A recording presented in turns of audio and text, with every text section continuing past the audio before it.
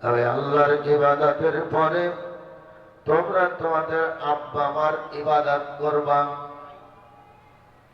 সুবহানাল্লাহ। এখানে হলো আব্বা মার সাথে ইহসান, ভালো ব্যবহার করবা। তারপর কথাটা ছিল আব্বা মার ইবাদত করবা। সুবহানাল্লাহ বলুন। তাহলে আল্লাহ পাকের ইবাদতের পরে আল্লাহ আব্বা মার আনুগত্য স্বীকার করার জন্য বলেছেন।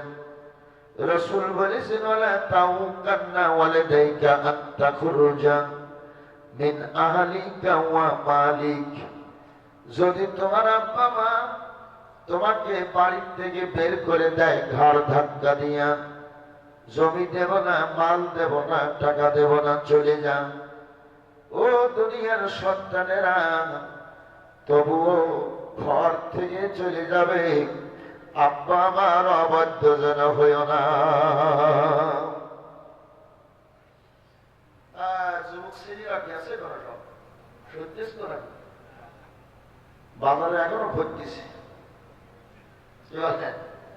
এখনো ঘটছে। যেখানে ফুল আছে সেখানে মধু আছে, সেখানে মৌমাছি আছে। কি বলে অন্ত খাই আর না খাই, না শুকলি তো কিন্তু পেটে যাবে। এই যুবক ছেলেরা রে, এসো আলোচনাটা শোনার দরকার। আল্লাহ নবী বলেন, খবরদার খবরদার, আব্বা মারও অবাধ্য যেন হইও না।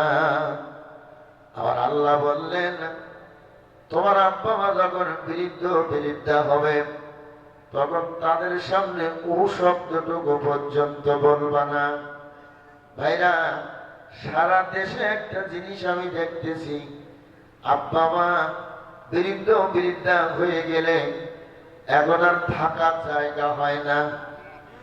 ঘরে ছিল, যে একটু রোগগ্রস্ত হয়েছে, বৌমা বলছে বারান্দায় জায়গা করিয়ে দাও।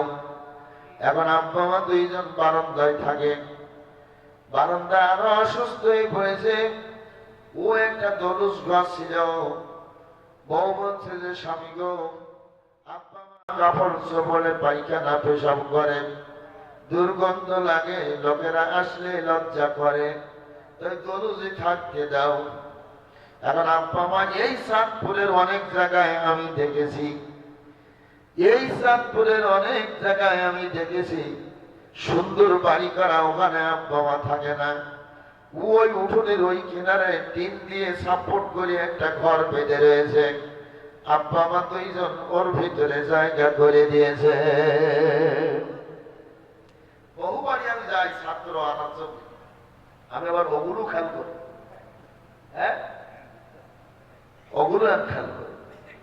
ও ভাইরা, আমাদের এদিকে তো বৃদ্ধ আশ্রম নাই। এখন মানুষ একটু বুড়ো বুড়ি হয়ে গেলে ওই বৃদ্ধ আশ্রমে যে রেখে আসতেছে। আরে, যেই বাবা যেই মার মাধ্যমে দুনিয়ার মুখখানা দেখেছি, ওই বাবা মা এখন বৃদ্ধ আশ্রমে আছে। মা কত দয়ালু দেখেন, ওখানে বসে হাত তুলে কাঁদতে, আল্লাহ আমার সন্তান আমাকে বৃদ্ধ আশ্রমে রেখেছে, আমি রাগ করি না। আল্লাহ আমার কলিজার টুকরা আদরের দোলালকে তুমি ভালো রাখবা। ও আল্লাহ, আমার ছেলের যেন কষ্ট দিও না, বৌমারে যেন কষ্ট দিও না। মাও কান্দে কান্দে, 1 মাস 2 মাস 3 মাস পরে যদি যায়, মা ছেলেকে পাইয়া গলা জড়িয়ে ধরে, বাবা তোমার শরীরটা ভালো ছিল তো? একবারও ছেলের কাছে জিজ্ঞেস করেন, আমি নালিশ করেন, আমি খাইতে পারি না, এখানে থাকতে পারি না, এ ছেলের বৃদ্ধাশ্রমে রেখেছ, আমি এতে শান্তি পাচ্ছি, তুমি সুখে থাকো, ভালো থাকো। ও ভাইরা, আপনি একটা কথা বলে গেলাম, আমার এই কথাটা লিখে রাখতে পারেন। আপনি যদি আপনার আব্বা মাকে সেবা যত্ন না করেন, আব্বা মাকে সম্মান না করেন, আপনার কলিজার টুকরা সন্তান একদিন বড় হবে, আপনি একদিন মা বাবার মতো বৃদ্ধ বৃদ্ধা হয়ে যাবেন। আপনি যদি আপনার বাবাকে সেবা না করেন, আপনার সন্তান আপনাকে সেবা করবে না, করবে না, করবে না। কথা কি বোঝা যায়? ভাইরা আমার, বন্ধুরা আমার, একজন একটা বড় চাকরি করে, এখন চাকরি পাইছে, সরকারি চাকরি। সরকারি চাকরি পাওয়ার পরে চারিদিকে ওই আমাদের গোবরদারি দরবাস্তির এক ঘটক আছে না,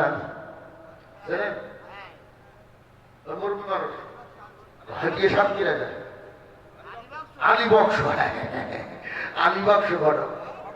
ভাইরা, ছেলে সরকারি চাকরি পাওয়ার পরে আলিবক্স ঘটক এসে বলছে বিয়ে করবা, ভালো একটা মেয়ে আছে।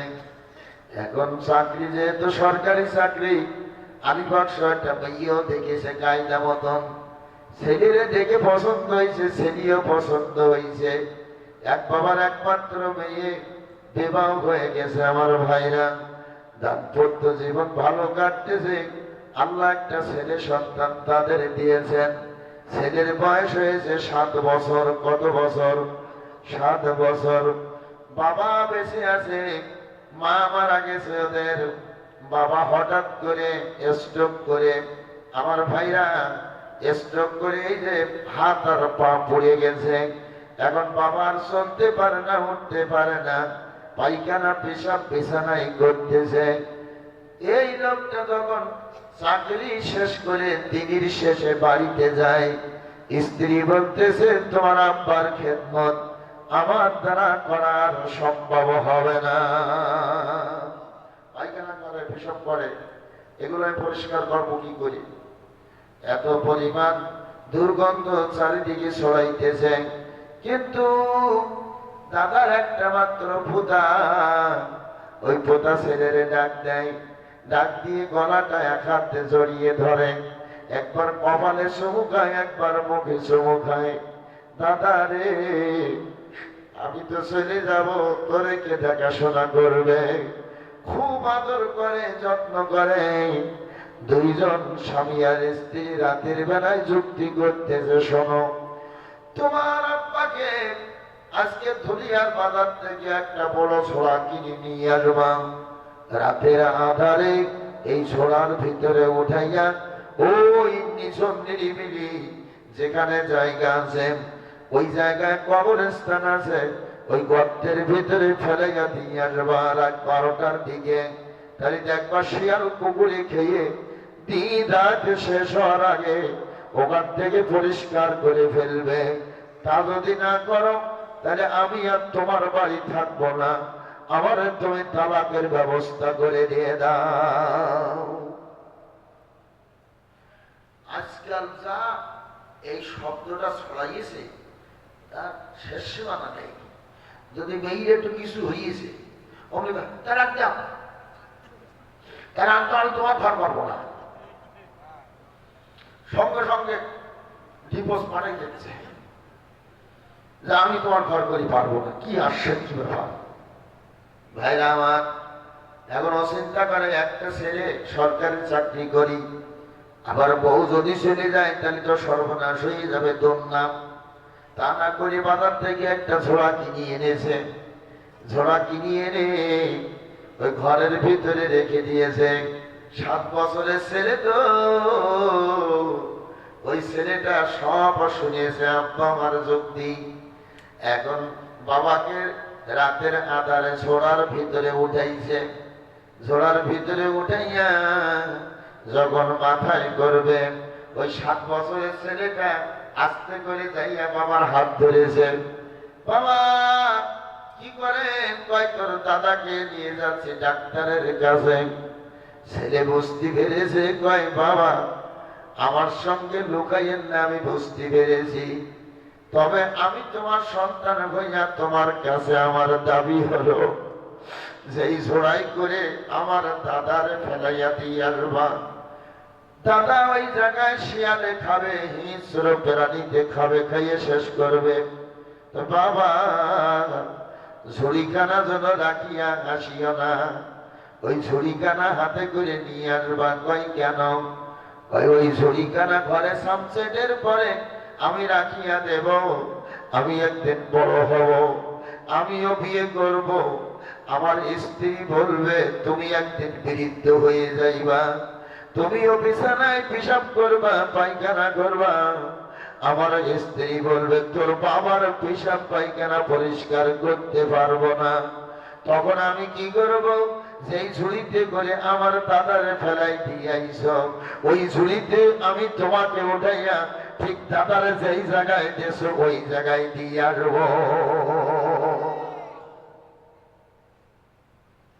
বাবা সন্তানের মুখের দিকে তাকাইয়া দুই চোখের পানি ছেড়ে দিয়েছে। আয় আয় বাবা আমার কোলে আয়, এখন আমার ভুল ভেঙেছে রে, আমি আমার বাবার এই ছড়াই করে ফেলতে পারি না। সুবহানাল্লাহ বলে। আপনি যদি আপনার বাবার সেবা যত্ন করেন, আপনার মায়ের সেবা যত্ন করেন, তাহলে আপনার সন্তান আপনাকেও সেবা যত্ন করবে। ভাইরা আমার, আম্মা জানেন, রে যুবক ভাইরা, লেখাপড়া করো, ভালো পড়া মুখস্থ হয় না, মার কাছ থেকে দোয়া নিবা। চাকরি বাকরি করো, বরকত হয় না, মার কাছ থেকে দোয়া নেবা। খুব কষ্টের ভিতরে আছো, মার কাছ থেকে দোয়া নেবা। এরপরে তোমার দুনিয়ায় চলাচল কঠিন হয়ে যাচ্ছে, মার কাছ থেকে দোয়া নেবা, আল্লাহ তোমার চলাচল সহজ করিয়া দেবে। কারণ এ সম্পর্কে যদি হজ করি রাত শেষ হয়ে যাবে, কিন্তু আমার আলোচনা শেষ হবে না।